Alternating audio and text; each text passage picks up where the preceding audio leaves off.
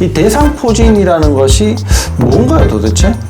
그리고 이제 코로나나 뭐 감기, 하다못해 감기들은 외부에서 들어온 어떤 미생물들, 바이러스들이 문제를 일으키는 건데 대상포진은 우리 어렸을 때 뭐 수두 예방주사가 맞지 않았습니까? 네. 그리고 수두 한 번씩 대부분 걸렸을 거예요.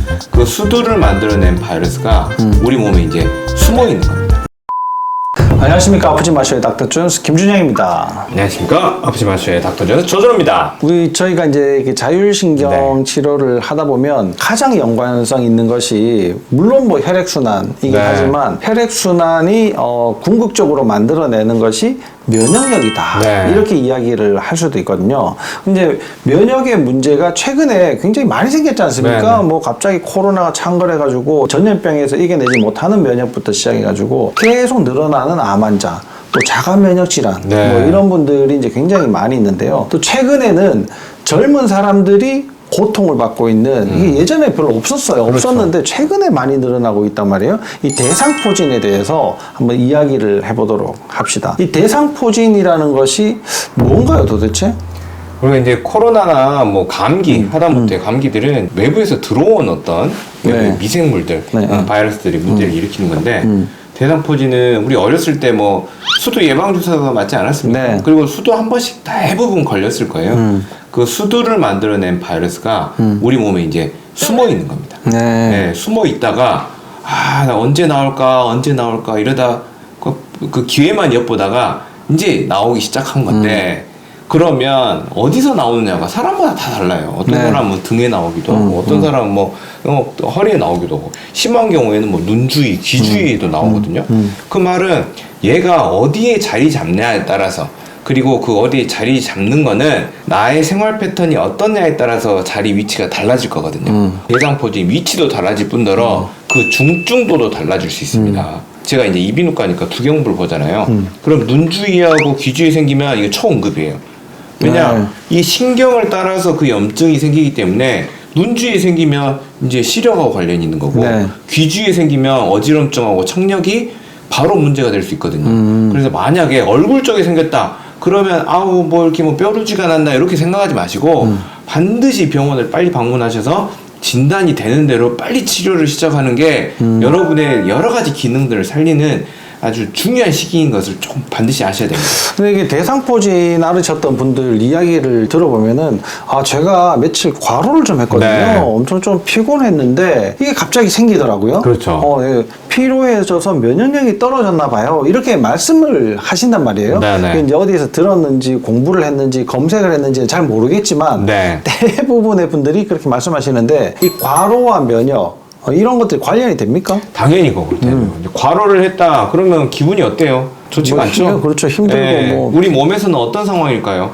이게 편안한 상황일까요? 이제 유해한 상황일까요? 유해하죠. 뭐 불편하기도 하고 뭐 계속 졸리고 일도 안 되고 뭐 짜증도 나고 뭐 여러 가지 문제. 근데 과로를 했다는 거는 휴식 시간이 없었다는 뜻이고 결국 수면에도 문제가 있었다는 뜻입니다.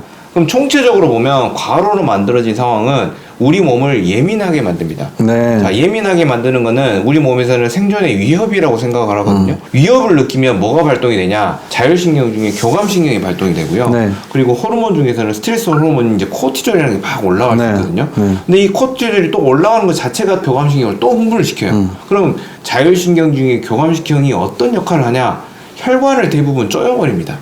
이게 위험하다고 생각하니까 심장, 폐 이런 핵심 기관으로만 혈액을 막 뿜어주고 우리 막 긴장하고 그러면 막 손발 차지고 막 식은땀 나고 소화도 안 되고 이렇죠. 그런 부분에 이제 혈액을 잘 보내지 않습니다. 그래서 결국에는 문제가 된다. 그러면은 그쪽으로 면역세포들을 확 보내가지고 빨리 해결. 쉽게 말하면 야 불났어. 그럼 빨리 소방차 한 100대 보내줘 이래야 되는데 그 전에 쌓여있던 여러 가지 문제들 그리고 최근에 피로가 확 만져지면서 교감신경이 확 흥분하게 되고 그러게 되면 혈관이 확 쪼여버리고 면역세포들이 지금 100대가 왔는데 이 골목길에 불법 투자처 돼가지고 못 들어온 이런 상황들이 되면 네. 이런 대상포진이 됐든지 여러 가지 뭐 감염이 돼도 쉽게 해결할 수가 없다는 거죠. 면역이 떨어진 것도 문제인데 그나마 빵이 아니어가지고 네. 있는 면역들이 일을 해야 되는데 네. 일을 하러 가는 그 통로조차도 좁아져 있다. 네. 이게 이제 총체적인 문제가 되는 네, 거예요. 네. 그러면 이 대상포진 그 바이러스라고 하는 것이 내 몸에 있다고 했는데 네. 도대체 어디에 있는 겁니까? 그게. 우리가 이제 신경에 있다고 이렇게는 많이들 알고 계시는데 네. 어디 있냐면 뭐 신경으로 치면 이제 뇌가 있겠죠. 네. 그다음에 밑에 척수신경이 쭉 내려가면서 이 척수신경에서 한 가닥씩 나오는데 이 빠져나올 때는 우리 척수신경은 척추라는 이 뼈에 둘러싸여 있지 않습니까? 네.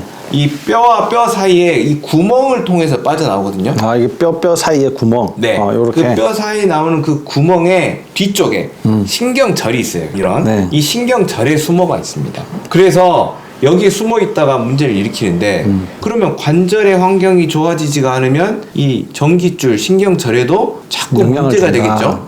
그렇게 되면 결국에는 문제의 여지가 잘 발생하게 되고 꼭 생기더라도 빨리 회복을 못 시키는 거고 이 대상포진은 해결이 됐음에도 대상포진 후유증이 남는 분들이 대부분이죠. 특히 통증.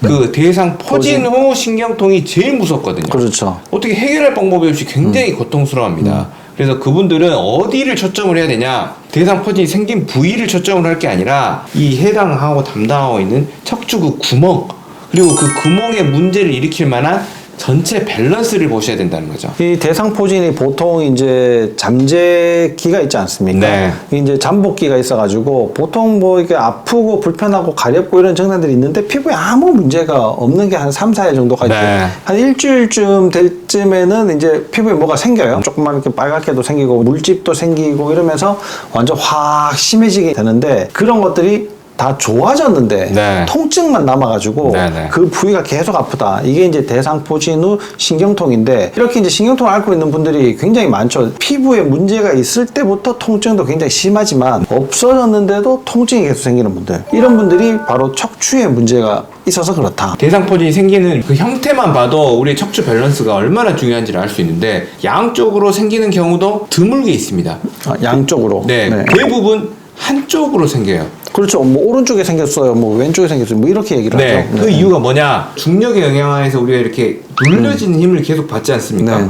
그런데 한쪽으로 기울어져 있다. 그러면 한쪽으로의 하중이 훨씬 더 많이 가해지겠죠? 네. 그 중에서도 제일 불안정한 부분에 계속 타격이 가해질 겁니다. 네. 그러면 관절에서 나오는 신경, 이 부분에도 계속 힘이 가해지겠죠. 이러니까 이 한쪽 신경을 타고 그 해당하는 부분에 포진이 생기고 통증이 생기는 거예요. 그런데 우리가 치료는 뭐예요? 염증을 낮추는 치료만 하잖아요. 그러면 염증은 줄었는데 이 물리적으로 계속 불안정성과 신경을 자극하는 힘은 바뀐 게 없어요. 그래서 우리가 대상포진 후에 신경통뿐만 아니라 현재 내가 대상포진이 생겼을 때 이거를 빨리 회복하기 위해서는 지금 그 신경절에 관련된 불안정을 해결하는 치료가 매우 중요하다. 함께 동반이 돼야지 현재 드시고 있는 약도 효과를 많이 발휘할 수 있을 것이다. 이렇게 봅니다. 결국은 그 신경근에 숨어 있는 이 바이러스가 증식을 하고 증폭돼야지만 퍼져나가는 거지 않겠습니까? 네네. 근데 이것이 왜 평상시에는 그냥 그대로 있다가 어떤 문제가 생겨가지고 이게 증식되고 조금 퍼져나가게 되는 건가요? 일단은 면역세포들이 우리가 제어를 하고 있겠죠. 네. 그런데 전체적인 상황 자체가 면역세포들이 제대로 활동할 수 없는 상황들이 되거나 아니면 그 면역세포가 적절하게 일을 못하는 경우에는 증식을 하겠죠. 네. 그래서 두 가지 경우를 봐야 되는데 자, 면역이라는 것 자체에서는 순환이 중요합니다. 네. 결국에 고여있는 환경 하에서는 우리 면역하고 관련된 염증들이 잘 생기거든요. 네. 그 해당 신경절을 담당하고 있는 혈액순환 문제. 네. 그 혈액순환 문제는 다시 말하면 자율신경계 문제고 그 자율신경계 문제는 자율신경끼리 척추 밸런스 문제가 관장을 하겠고요. 두 번째는 면역세포들이 적절하게 기능을 못하는 거예요. 예를 들면 소방관들이 많이 나와야 되는데 소방관이 되기 전에 애들만 있거나 네. 아니면 전혀 다른 기능을 하는 애들만 있는 경우가 있거든요. 그런데 그 면역세포가 어디서 관리가 되나요? 장에서 관리가 됩니다. 그래서 평상시에 장의 기능이 안 좋은 생활습관이 있다. 그리고 장의 환경 중에서도 음식물하고 미생물에 문제가 있는 경우에는 내가 실제로 뭐 혈액순환도 어느 정도는 되고 이럴지는 모르지만 적절하게 제대로 만들어진 면역세포가 부족해가지고 문제가 생기는 거를 저장할 수가 있거든요. 그러면 지금 얘기를 하다 보니까 과로, 네. 그러면 이제 뭐 과로에서 만성 피로가 있고 뭐 늘 피곤해요 이런 거. 네. 그다음에 혈액 순환 이런 문제, 네. 탈수 뭐 이런 것들도 우리가 계속 이야기를 하고 있고. 그다음에 세 번째는 이 장 상태가 또 뭐 어쩌고 저쩌고 저쩌고 이런 네. 이야기들을 이제 다 종합해 보면 이게 자율신경하고 이야기가 똑같지 않습니까? 그렇죠. 이 모든 거를 관장하는 게 자율신경이니까. 그러면은 대상포진의 문제가 자율신경 이상과도 겹쳐지는 부위가 있습니까? 네. 자율신경 기능 이상이 있는 상황에서 염증의 소인들이 훨씬 더 발생을 되는 거죠. 척추 밸런스가 좋지 못하면 무조건 모든 증상이 생기는 게 아니라 척추 밸런스가 좋지 못하면 자율신경 기능이 적절하게 반응을 못할 거고, 그렇게 되면 문제가 생겨도 크게 발생을 하고 회복력도 떨어진다는 거죠. 그래서 내가 척추 문제만 안 좋은 경우가 없습니다. 대부분 다른 문제들이 동반이 돼 있거든요. 위기가 찾아오면 금방 무너질 수 있는 게 바로 대상포진하고 같다고 봅니다.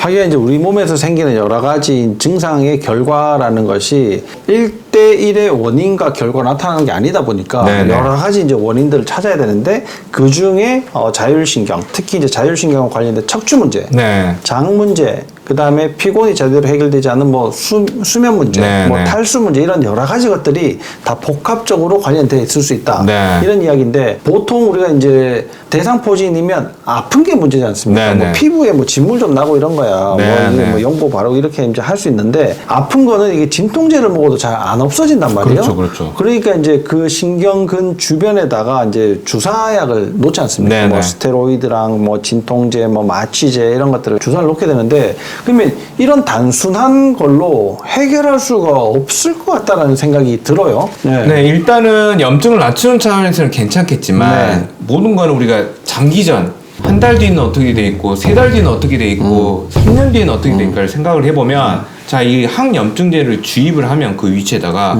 오히려 거기를 단단하게 잡아주고 있어야 될 조직들은 조금 더 풀려버리는 편입니다. 그래서 불안정성이 더 만들어질 수가 있어요. 장기적으로 봤을 때는. 네. 불이 났을 때 소화기를 막 불이 돼가지고 끄는 차원에서는 임시방편은 되는데 네, 좋은 치료겠지만 앞으로 이런 것들을 일어나지 않게 하고 다른 문제들이 동반되지 않게 하기 위해서는 오히려 조이고 단단하고 안정될 수 있는 자율신경 치료가 훨씬 더 필요하다고 봅니다. 스테로이드 약물이 이제 가장 강력한 항염증제 주사약인데 네. 스테로이드 약 중에서도 약하고 좀 간단하게 빨리 이렇게 없어지는 약보다는 네. 좀 강하고 오랫동안 지속이 되는 그런 이제 스테로이드 계열의 약물들을 많이 쓴단 네, 말이에요. 네. 그것이 주변의 조직들을 오히려 더 녹여버리고 더 불안정성을 만들고 또 혈액순환을 더 나쁘게 만들고 이렇게 하니까 임시 방편은 되지만 이게 향후 계속 이제 지속적으로 봤을 때는 오히려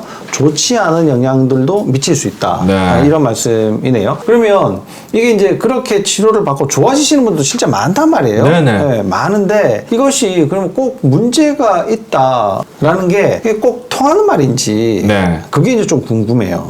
일반적인 치료만으로도 회복되는 경우가 많이 있지만 네. 병원에서 보기에는 치료가 안 되는 환자들이 훨씬 더 일단은 더, 많습니다. 많죠. 네. 그러면 치료가 된 분은 다른 문제가 정상이냐? 정상은 아닐 겁니다. 네. 하지만 대상포진이 왔다는 거 그 사실만으로도 현재 자율신경이 흔들리고 있다는 신호로 보시면 되고 네. 다행히 회복이 된 거는 그래도 회복력들이 남아있기 때문이거든요. 그런데 우리 인간은 노화라는 과정을 겪습니다. 무조건 기능들은 떨어져 갑니다. 그리고 손상 속도는 더 빨라져 갑니다. 이 불균형이 점점 커갈수록 여러분들은 다른 형태의 염증, 다른 형태의 면역 반응들을 경험할 수 있거든요. 그래서 내가 정상으로 회복됐더라도 현재 나한테 자율신경에 문제가 있겠다는 거를 좀 인식을 하시고 자율신경을 방해하는 자세가 있다면 반드시 피하시고 앞으로 살아가는데 건강과 활력을 원하신다면 꼭 자율신경 치료들을 함께 하시면 좋을 것 같습니다. 그러니까 이제 많은 분들이 오해를 하는 게 이게 대상포진 때문에 통증이 생겼으니까 네. 통증이 없어지면 모든 게 다 괜찮아지고 통증도 없어졌다라고 생각하실 수 네. 있겠지만 실제 이렇게 통증은 없어졌지만 예를 들어서 잠을 더 못 자게 된다든지 네. 소화가 더 잘 안 되게 된다든지 뭐 생리가 이상하게 된다든지 몸에 두드러기가 난다든지 다른 여러 가지 증상으로 나타나면 네. 이게 대상포진과 별 관계없어. 증상이 다르잖아. 네, 대상포진은 아픈데 잠 못 자는 것과 뭔 관계가 있어. 네, 네. 이렇게 말씀하실 수가 그렇죠, 있단 그렇죠. 말이에요. 근데 실제로 이게 금세 나타난다기보다는 이제 시간을 두면서 다른 증상으로 나타날 수 있기 때문에 처음 치료를 하실 때 이게 응급적으로 불을 껐다 하더라도 네. 자율신경의 문제들을 다시 한 번 더 확인하시고 꼭 문제가 있다 그러면 교정을 제대로 하시는 것이 필요하다. 이런 말씀을 이제 하신 것 같아요. 네. 그죠? 이런 문제를 겪지 않기 위해서 자율신경 치료를 하는 것도 중요하지만 평상시에 내가 뭐 좀 관리하고 싶다. 네. 이게 뭐 면역이 좀 좋은 거 뭘 좀 하고 싶은데 이렇게 생각하시는 분들한테 면역은 이렇게 관리하면 좀 더 도움이 돼요. 뭐 이런 부분이 혹시 있습니까? 두 가지가 일단 있습니다. 네. 첫 번째는 수면입니다. 네. 저도 생각해보면 네. 수면 시간이 좀 많이 부족한데 네. 우리 하루 계획표를 짤 때 무조건 수면 시간을 먼저 확보를 해놓고 나머지를 쪼개서 네. 그 안에서 일을 하시는 게 맞을 것 같습니다. 네. 진짜 어려운 건데요. 네. 두 번째는 물입니다. 물. 저도 오늘 커피를 지금 3잔째 마시고 있지만 네. 우리가 너무나 탈수에 노출이 되기 쉬운 환경으로 지금 지내고 있습니다. 네. 자, 물이 없으면 건조해집니다. 건조하면 물조심이 아니라 불조심. 우리 몸에 염증이 잘 생기고 숨어있는 염증들이 너무나 쉽게 드러날 겁니다. 그래서 탈수를 일으키는 습관을 피하는 거 1번. 2번.